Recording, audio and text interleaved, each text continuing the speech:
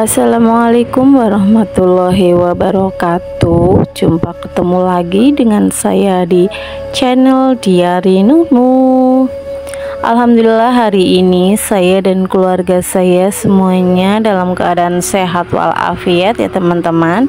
Hari ini saya bisa share kegiatan saya kembali dan kebetulan ini melanjutkan video saya terdahulu, yaitu kira pengantin ya, dan ini adalah part 3-nya kayak gitu ya teman-teman. Kebetulan ini adalah perjalanan pulang dari kota Pekalongan ke desa saya, yaitu Sudimara tercinta. Dan terima kasih yang sudah hadir pada kesempatan kali ini. Semoga kalian selalu diberikan umur yang panjang, bahagia dunia dan akhirat, dilancarkan rezekinya, dimudahkan urusannya. Allahumma amin ya Allah robbal alamin. Untuk para pejuang gadis 2, tetap semangat. Saya berdoa semoga kalian semua lekas dikasih momongan yang soleh dan soleha. Allahumma amin. Keadaan tampak gelap ya teman-teman, padahal ini baru jam 2 siang kayak gitu, karena hujannya terlalu lebat jadi seperti ini ya teman-teman. Alhamdulillah ini kita OTW jam 2 dari Pekalongan, dari tempat mempelai pria menuju ke desa saya, yaitu Sudimara, Kecamatan Cilongok. Setelah perjalanan selama 1 jam itu sebetulnya hujan sudah reda ya teman-teman, cuman nggak tahu langit belum menyingkir ya kabutnya itu, jadi langit masih hitam kelam kayak gitu. Jadi ini kayak malam hari ya teman-teman, padahal masih baru jam 3 sore ini pas sampai sini. Ini juga karena jalannya di tengah-tengah perbukitan ya, ditutup di kanan kirinya itu kan rimbun pohon juga, jadi ya gelap gulita kayak gini. Tapi sebenarnya nggak terlalu gelap-gelap amat, tapi mungkin kameranya ya atau gimana, tapi ya emang gelap sih, emang gelap. Nah ini agak terang nih, ada itu air terjun ya di sebelah sana, itu bagus banget sebenarnya. Tadi kan hujan gede, jadi airnya itu seperti coklat susu, kental dan bergemulak-gemulak kayak gitu tadi teman-teman.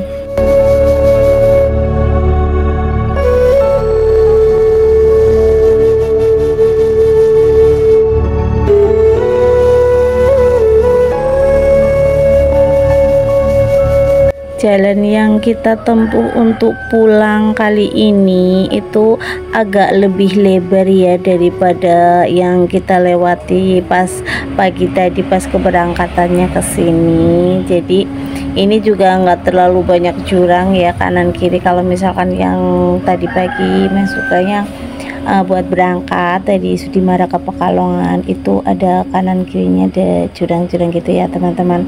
Kalau di sini lebih sedikit rata ya, walaupun ya kayak gitu ya tetap melewati rimbunan pohon-pohon karena memang tempatnya memang ya jauh ya dari perkotaan, jadi di lereng-lereng bukit gitu. Jadi ya tetap walaupun kita mengambil jalan memutar dan lebih rata, tetap aja ya seperti ini ya teman-teman, masih di wilayah perbukitan kayak gitu. Dan sebetulnya ini pemandangannya sangat indah ya, pemandangan alam, cuman karena habis hujan dan kabutnya juga masih tebal ya, jadi kayaknya ini apa namanya, untuk pandangan mata itu enggak terlalu bagus ya, di kamera juga enggak terlalu kelihatan. Untuk jarak pandang itu terbatas ya, karena cuaca yang sangat mendung sekali, walaupun hujan sudah turun sangat deras tadi.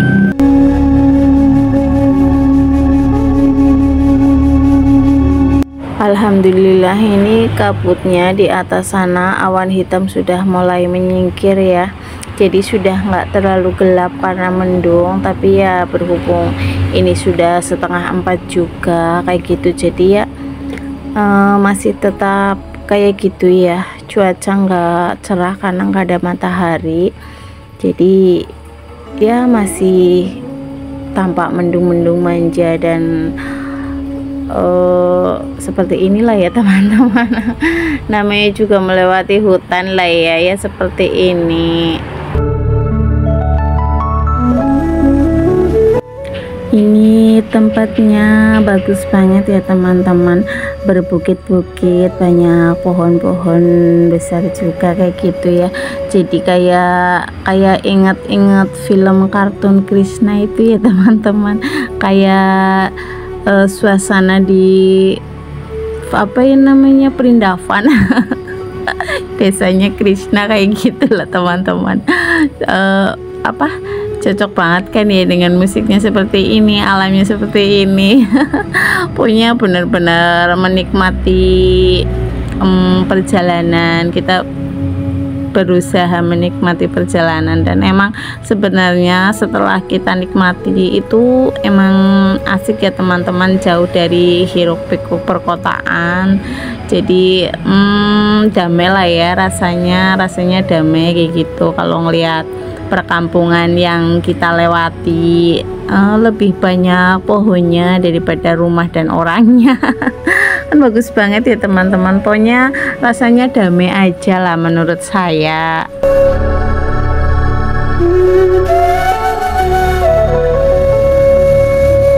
Sebetulnya sampai di sini itu kita udah merasa sangat lelah ya. Karena emang perjalanan yang dari awal itu dari rumah ke sini ke Pekalongan itu kan udah lama ya, jauh, itu 6 jam perjalanan, dan kemudian di sana 2 jam, kemudian kita ke sini kita melewat jalan memutar, dan katanya ini kalau lewat jalur ini ya, ini kan nggak terlalu banyak hutannya ya, kita lebih banyak ke perkampungan kayak gitu. Dan untuk melewati jalur ini itu diperkirakan itu akan 2 jam lebih lama dari saat kita berangkat ya. Jadi pas waktu baru sampai di sini itu waduh masih lama ya. Ini kan udah 2 jam perjalanan sampai sini, berarti masih harus melewati 6 jam perjalanan untuk bisa sampai ke desa saya, yaitu Desa Sudimara. Ya bismillah aja ya.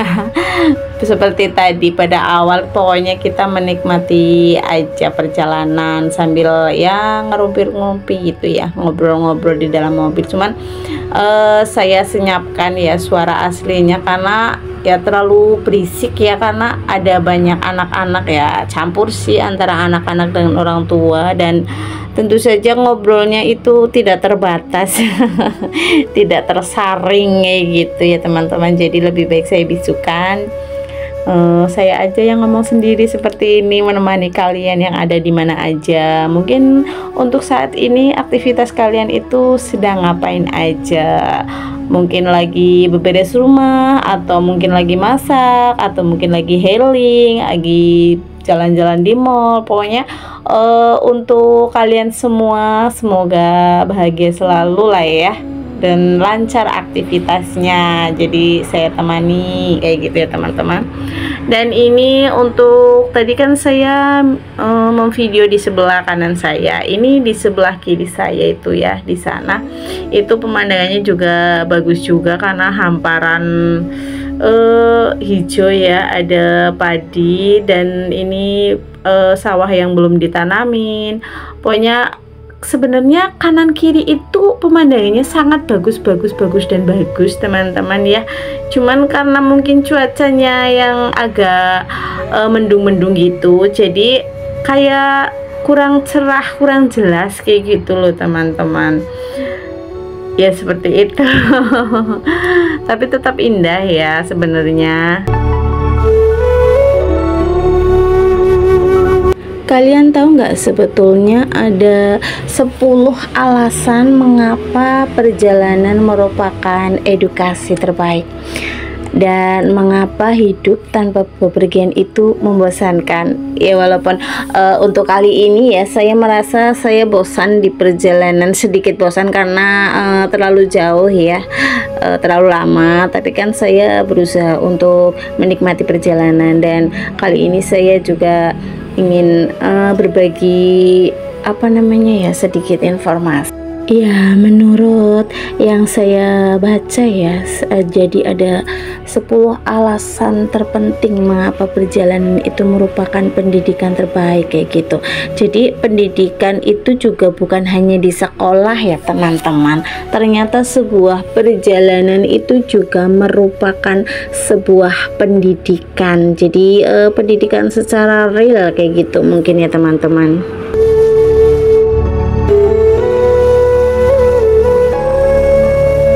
Yang pertama yaitu perjalanan itu menghasilkan penemuan. Ya, bagaimana manusia ya, jadi kita merupakan kelompok yang beragam, yang dengan senang hati menghuni hampir setiap sudut dunia ya teman-teman. Kita semua tumbuh dengan cara yang berbeda dan memiliki budaya dan tradisi masing-masing dalam skala nasional dan lokal. Mengelilingi dunia dan bepergian ke berbagai tempat, seperti saya misalkan ya kan mengikuti kita pengantin, kita kan juga kan berpindah tempat ya, melakukan perjalanan. Jadi berarti kan menemukan budaya yang baru dan indah kayak gitu teman-teman. Belajar mengenai sistem kepercayaan kuno dan mendengarkan berbagai kisah menarik mengenai kehidupan di lingkungan yang berbeda dari orang-orang yang memang tinggal di sana kayak gitu. Seperti saya misalkan dari Sudimara ke Pekalongan kayak gitu kan, jadi mendengar beberapa cerita dari orang Pekalongan itu sendiri, jadi kan ya jadi menghasilkan penemuan baru kayak gitu ya teman-teman. Kemudian untuk yang kedua itu perjalanan itu mengeksplorasi ya teman-teman. Jadi daki puncak gunung misalnya untuk menikmati pemandangan yang menakjubkan lah, seperti saya ini berjalan mengelilingi hutan kayak gitu. Dan ini ada 2 jembatan ini yang saya lewati, kebetulan antri juga ya, jadi berhenti sebentar. Gini ya, jadi menikmati pemandangan yang menakjubkan itu sangat menyenangkan kayak gitu, dan itu termasuk pendidikan loh teman-teman ya. Berkeliling perlahan melewati jalan berliku untuk mencari kedai kopi misalkan ya yang tersembunyi yang terbaik. Dan kalau saya kan mencari rumah mempelai pria kayak gitu ya untuk saat ini. Jadi banyak hal ya untuk menemukan arsitektur dan gereja-gereja kuno, candi-candi misalnya, terusan masjid dan sebagainya lah ya. Soalnya setiap tempat yang Anda kunjungi itu unik ya, dan menanti untuk dijelajahi kayak gitu, dieksplorasi kayak gitu ya. Artinya akan selalu ada hal baru yang berbeda untuk dikenal, dan itu fakta ya teman-teman, saya juga sudah merasakannya. Kemudian yang ketiga itu perjalanan itu merasakan. Jadi di sini di beberapa titik perjalanan Anda mungkin akan merasa bersemangat, gugup, gembira, rindu rumah ya, dan senang. Melampaui pasang surut, bepergian dapat menjadi roller coaster ya yang menguras emosi. Ya emang iya ya, kayak saya itu ya yang tadi pagi itu pas berangkat itu kan naik gunung turun gunung seperti itu dengan cara yang terbaik tentunya. Namun begitu Anda memiliki pengalaman dan merasakan kekaguman ya ketika Anda melangkah untuk menjelajahi kota atau tempat baru untuk pertama kalinya. Hati dan jiwa Anda akan menginginkan lebih mungkin seperti itu ya emang kalau lihat kayak gitu misalnya, wah bagus kayak gitu ya kan. Kemudian juga perjalanan itu sendiri, ini yang keempat ya. Jadi bepergian adalah pengalaman dunia nyata teman-teman. Ini adalah belajar terbang dari sarang, menyadari bahwa Anda dapat menyelesaikan masalah dan bertahan hidup sendiri. Oh, kalau saya ini enggak ya, soalnya bersama-sama. Dan belajar untuk percaya bahwa Anda siap untuk apapun yang kehidupan berikan pada Anda. Anda kuat dan Anda mampu melakukannya. Seperti saya melakukan perjalanan jauh bersama beberapa keluarga saya ya teman-teman. Kemudian perjalanan itu menghubungkan teman-teman, dimana menghubungkan koneksi antara sesama turis ya, kalau misalkan kita itu berekreasi gitu ya, teman sekelas saat belajar di luar negeri, dan keluarga angkat saat Anda bepergian, tidak hanya memperkaya pengalaman Anda. Itu emang benar ya teman-teman. Di sini nih agak gelap-gelap lagi teman-teman, karena itu tadi ya, melewati hutan dan rimbunnya pohon. Kita lanjutkan bahasan yang tadi ya teman-teman. Jadi kita juga meningkatkan jaringan Anda ya, maksudnya pengalaman kayak gitu ya teman-teman. Usahakan untuk terhubung dengan orang-orang di sekitar Anda, karena Anda tidak pernah tahu peluang apa yang mungkin terjadi. Ditambah lagi memiliki 10 pertemanan yang baik di seluruh belahan dunia memberi Anda 10 alasan lagi untuk bepergian di masa depan kayak gitu teman-teman. Jadi bepergian itu memang ya banyak hal yang positif juga ya yang kita dapat. Untuk selanjutnya itu perjalanan itu memahami setiap tempat yang kita datangi, teritorinya, orang-orangnya, bahasanya, mungkin seperti itu ya teman-teman. Perjalanan itu belajar kayak gitu juga merupakan cara yang fantastis untuk menggabungkan perjalanan Anda dengan pertumbuhan pendidikan, terutama jika Anda sedang belajar bahasa baru. Para ahli sepakat bahwa salah satu cara tercepat untuk menjadi fasih berbahasa asing adalah dengan pindah ke luar negeri misalnya ya. Jadi kalau misalkan di Indonesia sendiri itu kan ada berbagai macam ragam dialek bahasa ya. Jadi bahasa Jawa, Sumatera, Kalimantan dan lain sebagainya, ada banyak provinsi dan berbagai macam bahasa daerah ya. Itu juga kita juga dengan perjalanan kita bisa belajar untuk mengenal bahasa-bahasa masing-masing tempat yang kita datangi ya teman-teman. Kemudian perjalanan itu berkomunikasi. Jadi Anda terbiasa ngobrol dalam bahasa pertama Anda pastinya, namun melakukan perjalanan ke luar negeri misalnya ya, berarti belajar untuk benar-benar berkomunikasi. Anda akan belajar bahasa baru lebih cepat daripada di tempat asal Anda jika Anda berbicara dengan penduduk setempat setiap hari, dan Anda akan segera memahami cara berkomunikasi menggunakan gerakan tangan, ekspresi wajah, dan juga bahasa sehari-hari, bukan hanya kosakata yang ada dalam kurikulum Anda. Nah tuh, nah ya kan.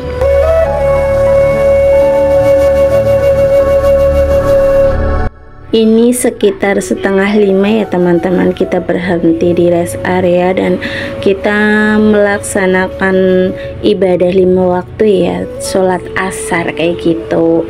Dan kita sebelum melanjutkan perjalanan ini juga kan ada yang masih sholat, dan saya sudah sholat. Jadi dan kebetulan sudah berapa jam perjalanan ini ya dari Pekalongan, ini kita agak lapar-lapar gitu ya teman-teman. Jadi kita di sini berhenti agak lama ya untuk makan sore gitu, karena tadi kan di sana udah makan siang ya.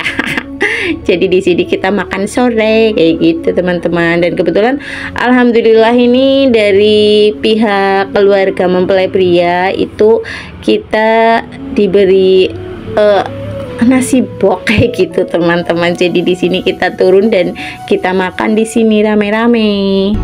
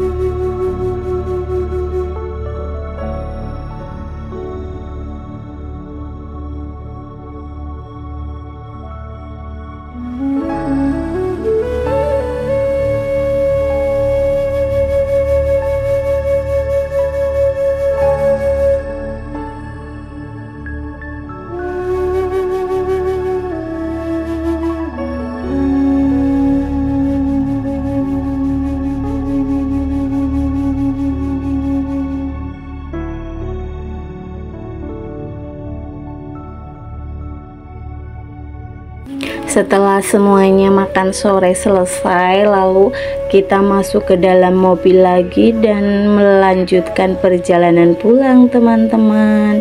Dan hari sudah semakin sore ya, jadi kalau misalkan ini agak gelap itu wajar karena memang sudah jam 5 lebih ya teman-teman, hampir waktunya maghrib kayak gitu. Tapi kita tetap melanjutkan perjalanan. Kenapa? Karena memang perjalanan kita masih jauh teman-teman. Jadi ya nggak usah lama-lama berhenti ya, karena kita juga harus mengejar waktu supaya kita tidak terlalu lama di jalan. Seperti itu ya teman-teman. Saya rasa saya akhiri dulu jumpa kita ya teman-teman. Sampai jumpa di video-video saya berikutnya. Terima kasih buat kalian yang sudah menonton sampai di detik ini. Semoga menjadi amal baik buat kalian dan semoga Allah membalasnya dengan berlipat-lipat kebaikan untuk kalian semua. Dan tetap dukung saya ya teman-teman dengan cara like, comment, subscribe, kemudian share ke teman-teman kalian supaya teman-teman kalian juga bisa mengikuti, melihat, menonton video-video terbaru dari saya. Oke, sampai jumpa lagi dan mohon maaf jika ada banyak salah ya. Wassalamualaikum warahmatullahi wabarakatuh.